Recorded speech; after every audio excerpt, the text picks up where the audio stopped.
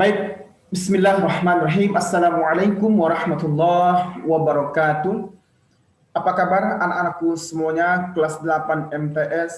Mudah-mudahan tetap sehat dan selalu dalam lindungan Allah Subhanahu wa taala.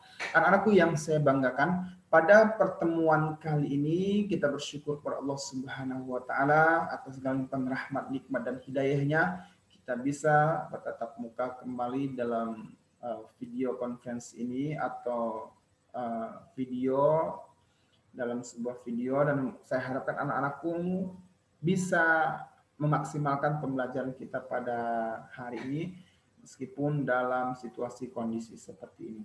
Salat beriringkan salam semoga tetap selalu tercurahkan kepada Nabi kita Nabi Muhammad Sallallahu Alaihi Wasallam. Anak-anakku yang saya banggakan, pada minggu sebelumnya kita sudah membahas tentang haji, yaitu ketentuan haji, di dalamnya pengertian haji, kemudian hukum melaksanakan haji, ada itu syarat wajib haji, kemudian dan banyak lagi beberapa hal yang sudah kita bahas pada minggu sebelumnya. Dan pada kali ini kita masih dalam membahas materi di bab haji, lanjutan minggu kemarin, yaitu kita masuk dalam kategori sub pokok bahasan, yaitu tentang wajib haji dan seterusnya. Baiklah anak-anakku, kita mulai saja pembelajaran kita pada hari ini dengan bersama membaca lafaz basmalah. Bismillahirrahmanirrahim. Haji.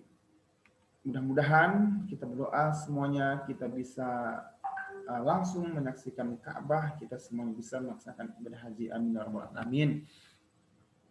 Anak-anakku yang saya banggakan, kita masuk ke materi kita, yaitu wajib haji.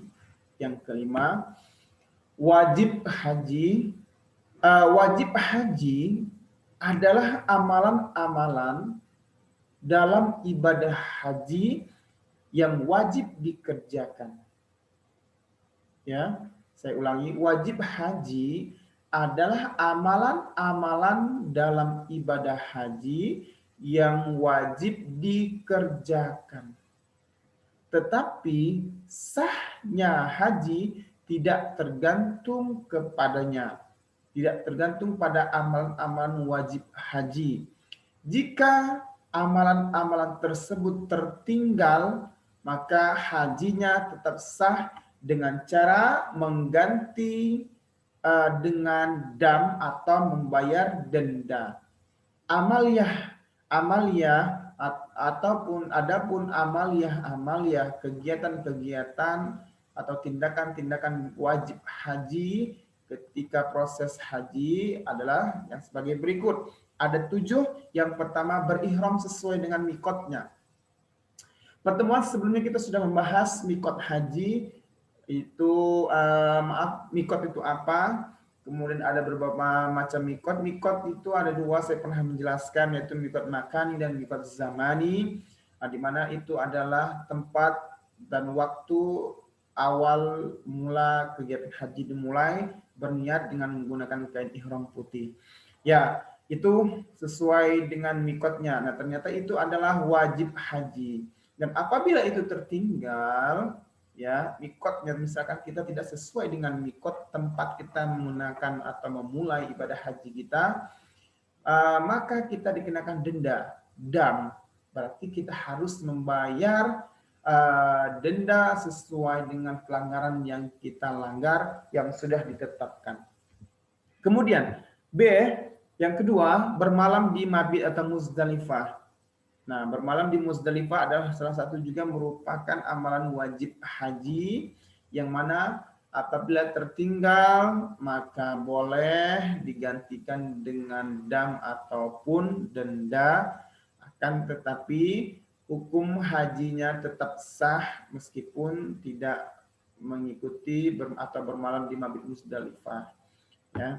Kemudian bermalam atau mabit di Mina, melontar jumrah Aqabah, melontar jumrah ula, wusta dan Aqabah, menjauhkan diri dari larangan ihram kemudian tawaf wada. Anak-anakku sekalian, ini adalah amalan-amalan, kegiatan-kegiatan ataupun tindakan-tindakan yang wajib dilaksanakan dalam ibadah haji. Namun apabila amalan-amalan ini, kegiatan-kegiatan ini dan tindakan-tindakan ini yang 7 ini tertinggal, ya, maka hajinya tetap sah, namun dia harus membayar denda atau dam. Oke. Anak-anakku sekalian, kemudian yang kedua, mikot. Sudah pernah saya singgung sebelumnya dan tadi di slide yang pertama juga sudah saya sampaikan. Mikot haji, mikot adalah batas waktu dan tempat atau tempat yang sudah ditentukan mulai ihram, ya, ditentukan untuk memulai ihram dan melaksanakan ibadah haji. Mikot berarti ini mikot adalah batas waktu atau tempat yang sudah ditentukan untuk memulai ibadah haji. Ya. Nah, di situ sudah ditentukan kalau dari Indonesia itu tempatnya di mana nanti akan kita bahas, kemudian waktunya kapan. Nah, itu sudah ditentukan sesuai dengan tempatnya dan waktunya masing-masing. Dan mikot itu ada 2, mikot makani dan mikot zamani. Mikot zamani itu adalah waktu sahnya diselenggarakan pekerjaan-pekerjaan haji. Ya, mikot zamani adalah waktu sahnya diselenggarakan pekerjaan-pekerjaan haji. Ya, orang yang melaksanakan ibadah haji, ia harus melaksanakan pada waktu yang telah ditentukan, yang tidak dapat dikerjakan pada sembarang waktu. Artinya ketika kita hendak melaksanakan ibadah haji, di situ sudah ada ketetapan-ketetapan yang berlaku, mulai dari waktu dan tempat sudah ditentukan, sudah ditetapkan. Maka kita sebagai jamaah haji wajib mengikuti ketentuan-ketentuan yang sudah ditentukan atau amalan-amalan yang sudah diwajibkan dalam melaksanakan ibadah haji.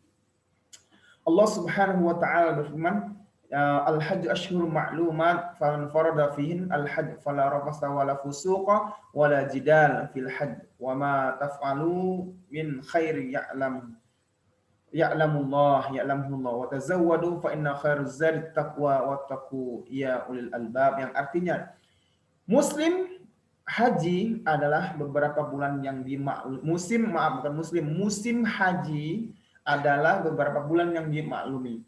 Barang siapa yang menetapkan niatnya dalam bulan itu akan mengerjakan haji, maka tidak boleh rafas, berbuat fasik, dan berbantah-bantahan di dalam masa mengerjakan ibadah haji.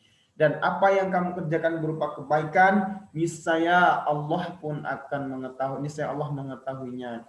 Berbekallah, dan sesungguhnya sebaik-baik bekal adalah takwa. Dan bertakwalah kepada Allah, hai orang-orang yang berakal. Surat Al-Baqarah ayat 197. Nah, mikot zamani atau batasan waktu itu dimulai dari awal bulan Syawal dengan terbit fajar pada tanggal 10 Zulhijjah atau pada akhir pelaksanaan wukuf di padang Arafah. Baiklah anak-anakku sekalian. Berikutnya, nah sekarang kalau tadi kita membahas mikot makani, sekarang kita membahas mikot zamani. Ya, mikot zamani. Mikot makani adalah tempat memulai.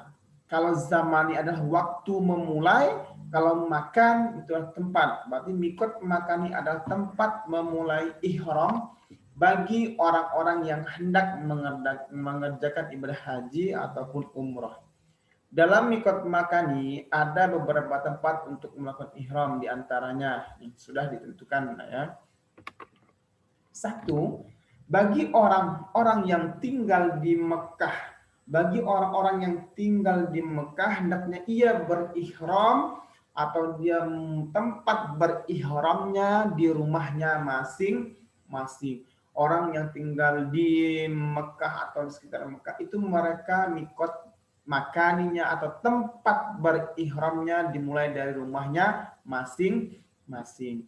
Kemudian yang kedua, bagi orang yang datang dari arah Madinah, bagi orang yang datang dari arah Madinah, ya, kemudian atau sejajar dengan Madinah, maka mikotnya atau tempat berihramnya atau dimulainya kegiatan ibadah haji yaitu namanya di Zulhulaifah atau Bir Ali, ya, Zulhulaifah atau Bir Ali itu bagi orang-orang yang berada di Madinah atau orang-orang yang sejajar dengan kota Madinah, ya, mereka melaksanakan mikot atau memulai tempat pertama kali memulai ibadah hajinya itu di Bir Ali. Kemudian yang ketiga, dan bagi orang yang datang dari arah Syam, Mesir, Maghribi, dan negara-negara yang sejajar dengan Syam, Mesir, dan Maghribi, dengan daerah tersebut, maka mikotnya di Juhfah atau dekat dengan Juhfah, yaitu suatu kampung yang bernama Rabi', ya, Rabi'.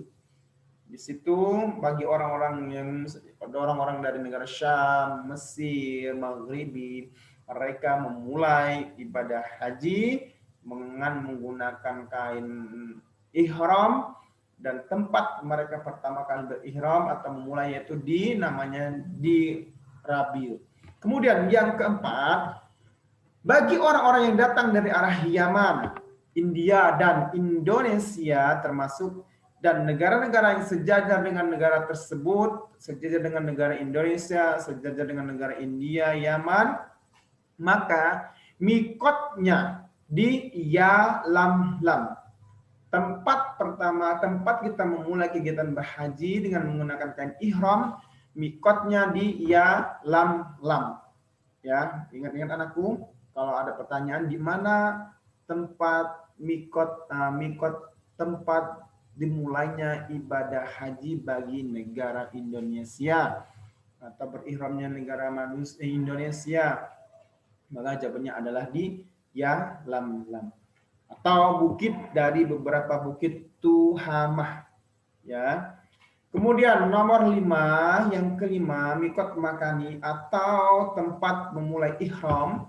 Yang kelima, bagi orang-orang yang datang dari arah Najdil, Yaman, dan negeri Hijaz atau negara yang sejajar dengan daerah tersebut, maka mikotnya adalah di Qarnil Manazil. Ya, tempatnya adalah di Qarnil Manazil. Orang-orang yang hendak melaksanakan ibadah haji, maka tempat memulai ihram, memulai kegiatan ibadah haji bagi orang-orang di sekitar atau orang-orang di negeri Hijaz itu adalah namanya di Qarnil Manazil. Yang keenam, bagi orang yang datang dari arah Irak dan negara yang sejajar dengan Irak, maka mikotnya di Zatu Irkin, ya. Kemudian selanjutnya sunnah haji. Nah, tadi yang kelima adalah wajib haji. Sekarang kita masuk ke dalam sunnah haji.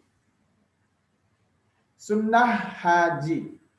Sunnah haji berarti amalan-amalan yang sunnah dilakukan ketika kita melaksanakan atau proses dalam melaksanakan ibadah haji. Yang pertama, mendahulukan haji daripada umroh. Disunnahkan, dianjurkan untuk melaksanakan haji terlebih dahulu, barulah kita melaksanakan umroh. Kemudian sebelum kita berihram maka disunnahkan untuk mandi dan memakai baju ihram, ya, atau kain baju putih yang satu disarungkan untuk laki-laki, kemudian setelah diselendangkan yang biasanya warna putih itu namanya kain ihram. Yang selanjutnya, yang ketiga, salat sunnah ihram 2 rakaat. Setelah kita mandi kemudian memakai pakaian ihram, berniat, kemudian kita disunnahkan untuk melaksanakan salat sunnah ihram berapa rakaat? Yaitu 2 rakaat. Yang keempat, memperbanyak baca talbiyah, zikir dan doa setelah berihram sampai tahallul. Bagi pria ketika membaca talbiyah hendaklah bersuara keras. Sedangkan cukup dengan suara pelan bagi wanita, ya. Bagi yang pria, jemaah pria, ketika membaca talbiyah itu disunahkan untuk bersuara atau dijaharkan. Kalau untuk yang jemaah perempuan itu cukup di pelan-pelan saja. Ya. Apa bacaan talbiyah itu? Nah, di sini ada contoh bacaan talbiyah di bawah. Labbaik Allahumma labbaik, labbaik la syarika lak labbaik, innal hamda wan ni'mata laka wal mulk la syarika lak. Kalau biasanya kamu di rumah itu ada live Mekah, nah ada yang mungkin kamu mendengar orang-orang yang membaca talbiyah.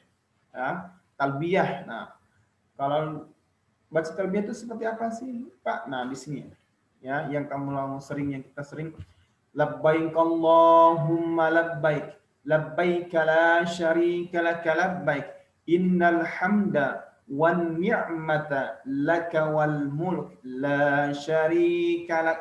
Nah, ini adalah bacaan talbiyah. Terus disunahkan kita untuk terus memperbanyak membaca talbiyah, ya. Kemudian disunahkan juga kita yang kelima yaitu mencium atau mengusap hajar aswad. Di setiap putaran dalam tawaf, kalau memang kita bisa mencium hajar aswad, itu disunahkan untuk menciumnya. Namun kita melaksanakan ibadah haji itu kan tidak sendirian dan tidak sedikit orang, di situ banyak orang bahkan ribuan, mungkin sampai jutaan. Nah, di situ kita disunahkan untuk mencium hajar aswad. Namun apabila tidak bisa mencium hajar aswad, kita cukup menggantikannya dengan isyarat, yaitu cukup dengan mengkisbai. Nah, gitu. Ya, demikian juga mengusap rukun yamani di setiap putaran. Ketika kita bertawaf, ya labbaik Allahumma labbaik, labbaik Allahumma labbaik, labbaik la syarika lak labbaik, innal hamda wan ni'mata laka wal mulk la syarika lak. Pas ketika di hajar aswadnya, maka disunahkan kita untuk mencium hajar aswad tersebut. Namun apabila kita tidak bisa atau menggapainya, cukuplah dengan kita memberikan isyarat, menciumkan tangan, kemudian melambaikannya di arah tersebut. Oke. Melakukan tawaf kudum ketika baru masuk ke Masjidil Haram. Pertemuan sebelumnya sudah saya bahas apa itu tawaf dan macam-macam tawaf, yaitu tawaf kudum yaitu ketika baru masuk di Masjidil Haram. Ketika kita baru masuk di Masjidil Haram, baru masuk di Makkah, maka kita disunahkan untuk bertawaf kudum, melaksanakan tawaf kudum mengelilingi Ka'bah sebanyak 7 kali putaran dengan posisi Ka'bah berada di sebelah kiri atau berlawanan arah jarum jam. Ya, datang kemudian kita melaksanakan tawaf. Nah, tawaf ini dinamakan tawaf kudum. Ya, hukumnya adalah sunnah. Yang selanjutnya menunaikan sholat 2 rakaat setelah tawaf kudum. Setelah kita melaksanakan tawaf kudum, memutari Ka'bah sebanyak 7 kali, kita nyampe di Ka'bah, kemudian kita bertawaf, labbaik Allahumma labbaik, labbaik la syarika lak labbaik, innal hamda wan ni'mata laka wal mulk la syarika lak. Selesai sampai 7 kali, maka setelah itu kita disunnahkan untuk melaksanakan sholat 2 rakaat setelah tawaf kudum. Ya. Kemudian selanjutnya amalan sunnah ketika ibadah haji masuk ke dalam Ka'bah atau Baitullah. Kemudian yang berikutnya yaitu minum air zam-zam ketika selesai tawaf. Ya, anak-anakku sekalian, ini pelajaran haji ini salah satu motivasi kita semuanya. Mudah-mudahan sekali lagi kita berdoa kita semuanya bisa melihat secara langsung dengan kasat mata kita Ka'bah, kita bisa melaksanakan ibadah haji. Amin ya rabbal alamin. Kemudian berikutnya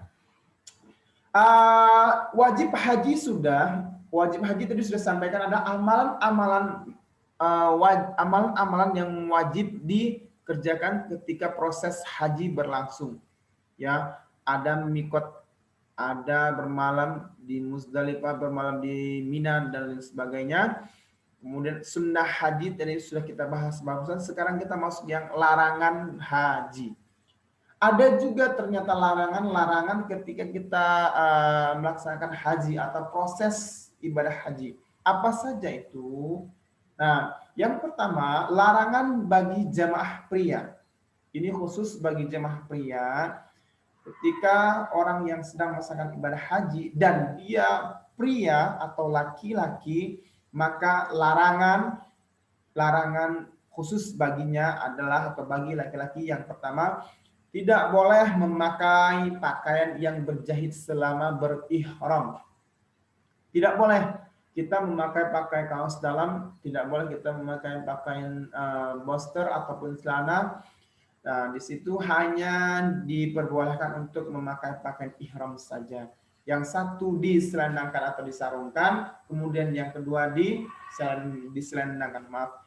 Kain putih yang pertama itu disarungkan, yang kedua diselendangkan. Ya. Setelah itu, bagi jemaah pria juga tidak diperkenankan atau dilarang memakai tutup kepala sewaktu berihram. Sewaktu ihram. Ketika kita telah melaksanakan ihram atau sudah mengenakan pakaian ihram, maka ketika itu pula kita tidak diperkenankan untuk memakai tutup kepala. Peci boleh nggak, Bi? Boleh nggak? Tidak boleh, tidak diperkenankan. Pakai topi boleh nggak? Tidak. Ya, tidak diperkenankan untuk memakai tutup kepala sewaktu ihram. Kemudian berikutnya adalah memakai yang menutupi mata kaki sewaktu ihram. Tidak diperkenankan ketika kita sudah berihram, ketika itu kita mengenakan kaos kaki atau menutup mata kaki. Ya, tidak memakai kaos kaki atau sesuatu yang menutup mata kaki. Tidak diperkenankan seperti itu. Atau memakai yang menutupi mata kaki kita. Ini adalah larangan khusus bagi pria. Yang pertama, memakai pakaian yang berjahit, menutup kepala, kemudian memakai pakaian yang menutup mata kaki atau sesuatu yang menutup mata kaki. Yang berikutnya, larangan bagi jamaah wanita. Larangan bagi jamaah wanita. Berarti khusus larangan ini berlaku untuk wanita. Yang pertama, memakai tutup muka atau cadar. Tidak diperkenankan memakai tutup muka atau cadar ketika sudah berihram. Ya, ketika berhaji, proses berhaji dimulai, tidak diperkenankan bagi wanita untuk menutup muka atau bercadar. Berikutnya, memakai sarung tangan. Ya, oh ternyata ketika melaksanakan ibadah haji itu para wanita, para perempuan itu tidak diperkenankan untuk menutup atau memakai sarung tangan. Oke, berikut. C. Kalau tadi itu ada larangan bagi jemaah pria, larangan bagi jemaah wanita, dan larangan bagi jemaah pria dan wanita. Pria sudah, wanita sudah. Sekarang pria dan wanita, laki-laki dan perempuan tidak boleh melakukan apa saja. 1. Tidak boleh memotong kuku dan mencabut kuku. Kemudian memotong atau mencabut bulu kepala. Cabut, nggak ada kerjaan, cabut-cabutin ubahnya dan sebagainya. Nah, tidak diperkenankan. Mencabut bulu badan lainnya, jenggot, misalkan kumis dan lain sebagainya. Tidak boleh juga untuk menyisir rambut, biar rapi lah sisir. Tidak diperkenankan ketika kita berhaji, sudah mengenakan setelah berihram, kita tidak diperkenankan untuk menyisir rambut. Kemudian yang kelima, memakai harum-haruman atau memakai parfum, ya, memakai minyak rambut dan lain sebagainya. Nah, itu tidak diperkenankan kecuali yang dipakai sebelum ihram, ya, atau setelah selesai proses berhaji silahkan memakai minyak wangi, memakai haruman silahkan. Tetapi selama proses ibadah haji berlangsung maka itu pula larangan yang berlaku. Artinya tidak boleh memakai salah satunya harum-haruman atau parfum atau minyak wangi dan lain sebagainya. Kemudian yang keenam, memburu atau membunuh binatang. Ketika kita sedang beribadah haji, tidak boleh ya membunuh atau berburu binatang-binatang di sekitar ataupun mematikan hewan-hewan yang ada atau binatang-binatang yang ada di sekitar. Yang ketujuh, mengadakan perkawinan atau mengawinkan orang lain atau menjadi wali dalam akad nikah. Ketika proses ibadah haji berlangsung, tidak boleh ada proses pernikahan. Baik kamu menikahkan atau yang dinikahkan atau yang menjadi wali, maka tidak diperkenankan, tidak boleh ya mengadakan suatu pernikahan atau kamunya nikah atau menjadi wali nikah, tidak boleh selama proses ibadah haji berlangsung. Kemudian bercumbu rayu, syahwat, kemudian mencaci maki, mengumpat, bertengkar, nggak boleh ngomong-ngomong orang, ngumpat, mencaci maki, ngejelek-jelekin orang, bertengkar, apalagi ya. 10, mengucapkan kata-kata kotor, ya kata-kata yang tidak pantas diucapkan keluar, tidak diperkenankan, tidak diperbolehkan ketika kita sedang beribadah haji. Yang ke-11, memotong atau mencabut pohon atau menabur segala macam yang tumbuh di tanah suci. Ketika proses ibadah haji berlangsung, maka tidak diperkenankan untuk mencabut pohon, menabur segala benih macam tumbuhan yang tumbuh di tanah suci. Kemudian berikutnya, ini adalah larangan bagi baik itu dia laki-laki ataupun perempuan, sama saja tidak boleh melakukan larangan-larangan seperti yang kita baca atau kita jelaskan pada saat ini, 1 sampai dengan 11. Kemudian larangan bagi jamaah wanita, khusus tidak boleh memakai cadar, tidak boleh memakai sarung tangan. Khusus bagi pria, memakai pakaian berjahit itu tidak diperkenankan, tidak boleh memakai tutup kepala, tidak boleh memakai sesuatu yang menutupi mata kaki.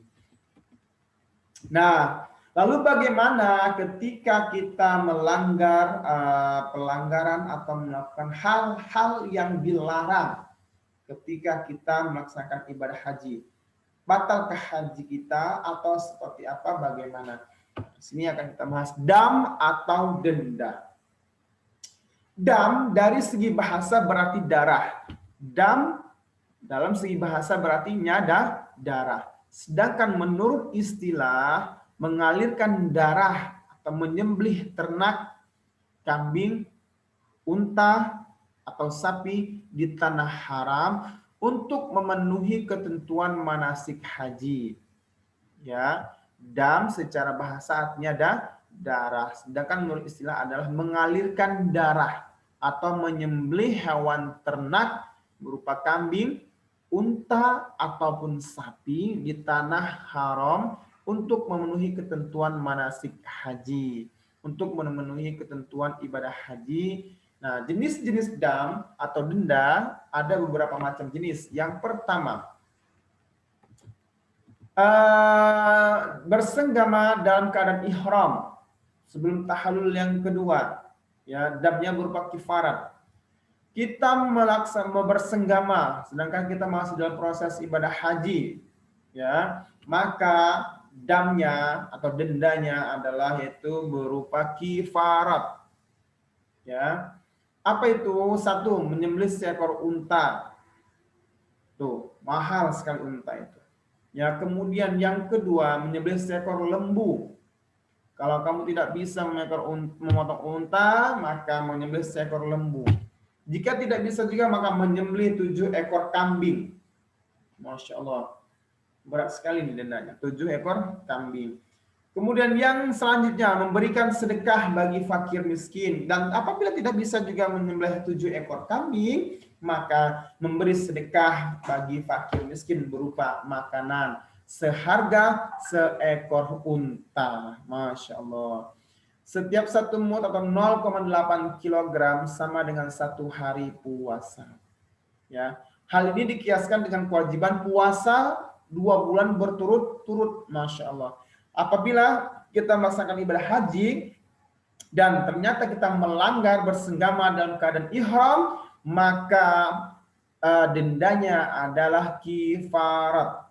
ya, yaitu paling kalaupun memang tidak bisa memotong menyembelih seekor unta, 1 ekor lembu, tidak bisa juga 7 ekor kambing, tidak bisa juga maka memberikan makan kepada fakir miskin, tidak bisa juga maka berpuasa selama 2 bulan berturut-turut, ya, sebagaimana bersenggama suami istri di siang hari pada bulan Ramadan.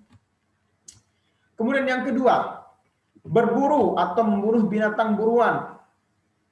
Ya, dan bagi orang yang berburu atau membunuh binatang buruan, bagi orang-orang yang membunuh atau memburu binatang, dendanya adalah 1, dia harus menyembelih binatang yang sebanding dengan binatang yang diburu.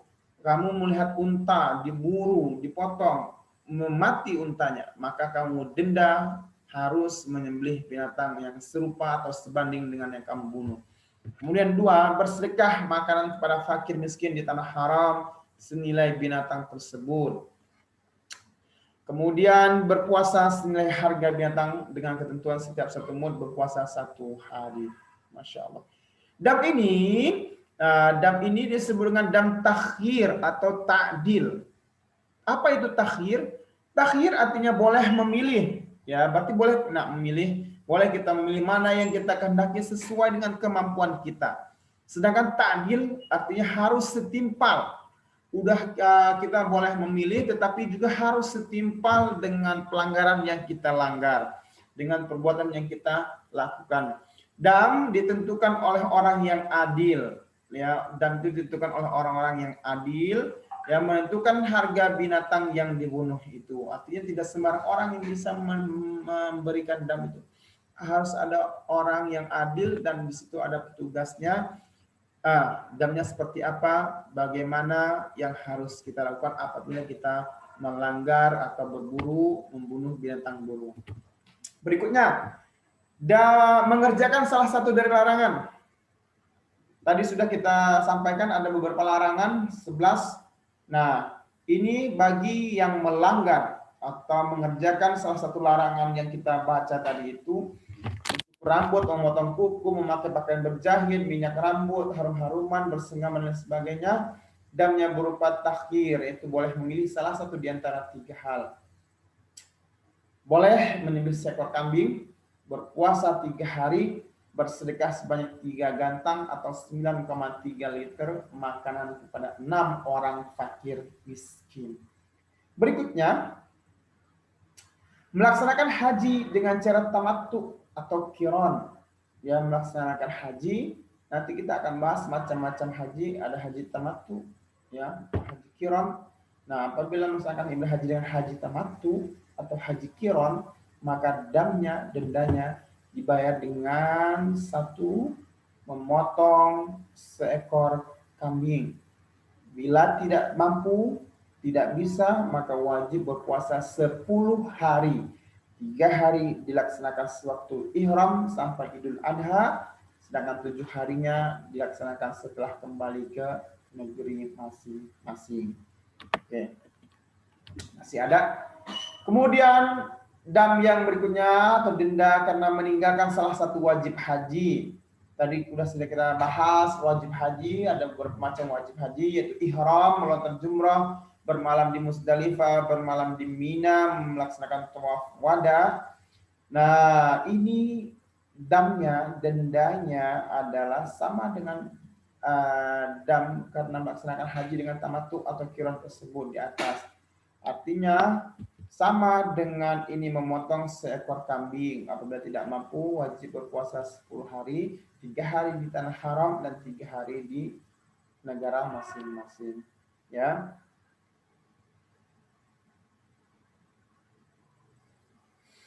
Baik, aku masih ada. Nah, ini. Nah, sebelum terakhir, tadi ada kata-kata haji tamattu. Apa itu haji tamattu? Apa itu haji kiron? Apa itu haji ifrad?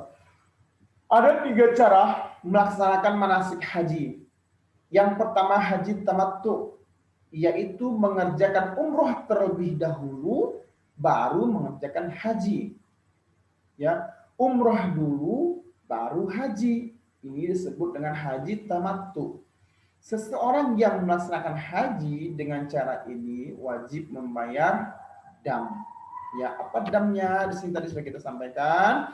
Bagi orang yang melaksanakan ibadah haji tamattu, maka memotong seekor kambing atau berpuasa 10 hari, 3 hari di tanah haram, 7 hari di negara masing-masing.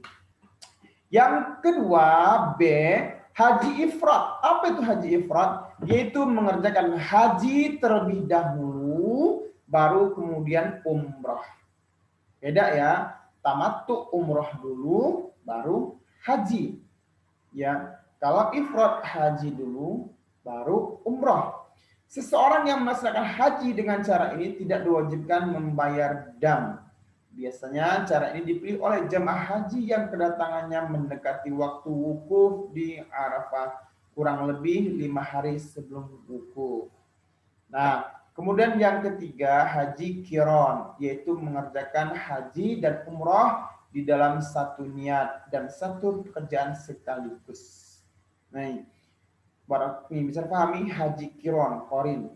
Haji kiron yaitu mengerjakan haji dan umroh di dalam satu niat dan satu pekerjaan sekaligus.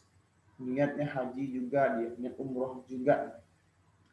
Seseorang yang melaksanakan haji dengan cara ini wajib membayar dam.